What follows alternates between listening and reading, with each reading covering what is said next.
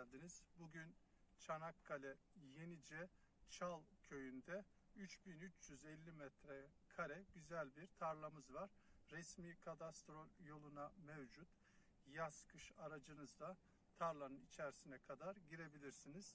Etrafı çam ormanlarıyla çevrili, mis gibi oksijen oranına sahip. Köye yaklaşık 400 metre mesafede, ana yola da yakın, yaklaşık 1-1,5 kilometre asfalta mesafesi var. Yenice ile Çan yolu arasında Yenice'ye de yaklaşık 15 kilometre mesafede, Çan'a da 10 kilometre. Tam iki ilçe arasında 1 kilometre içeride çam ormanlarının içerisinde gölet manzaralı güzel bir yer. Buraya 150 metrekareye kadar ev yapma izni var. Resmi olarak buraya evinizi yapabilirsiniz. Hatta gelirken yol üzerinde de gördüm. Taş evler vardı. Yapılmıştı. Buralar köy statüsünde olduğu için şu an %5 imarlı olarak ev yapabiliyorsunuz. Drone'la da birazdan size göstereceğim. Her tarafı çam. Çok güzel bir yer. Doğanın içerisinde yerimiz. Bakın burası kadastrol yol. Buradan geldik. Toprak bir yolu var ama sağlam bir yol.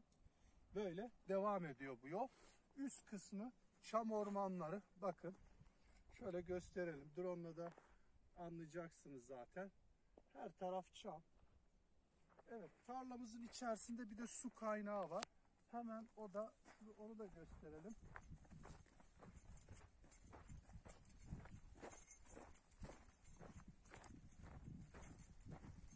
Evet, bakın su da var.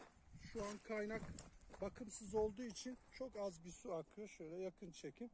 Bakın su var. O kaynağı yeri hazırlanır, yapılırsa su bol miktarda çıkar. Güzel bir doğa, güzel bir manzara. Görüldüğü gibi her taraf çam ormanları, mis gibi bir hava. Hemen gölette şu ağaçların az bir şey buradan görünüyor. Çam ağaçların arkasında. Bakın buradan az bir şey görünüyor.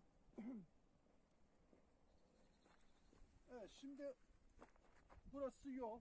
Bakın burada yol. Tarlanın üst sınırı yola cephe. Mal sahibi burayı temizlemiş. Buraya çok güzel bir ev yapılabilir. Hakim nokta. Güzel bir yer. Yolun kenarında. Evi yapacaksanız buraya yapacaksınız.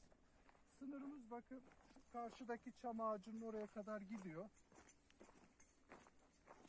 Bakın şu karşıdaki çam ağaçlarının oradan dönüyor. Bakın buralarda çok fazla meyil yok. %10 şu kısımlar toprak. Buralara cevizli, bademli meyve ağaçları ekebilirsiniz. Çok güzel de bu kısımda meyve de olur. Meyvelik de yapabilirsiniz. Toprağı gördüğüm kadarıyla fena değil. Sadece buraya herhalde biraz malzeme, burada bir kaya varmış. Onu parçalamışlar. Yani bir nevi tesviyesi de yapılmış oldu. Buraya bir zeminine su basmanı atıp güzel bir prefabrik veya taştan yapı çok güzel olur. Arkanız çam ormanları.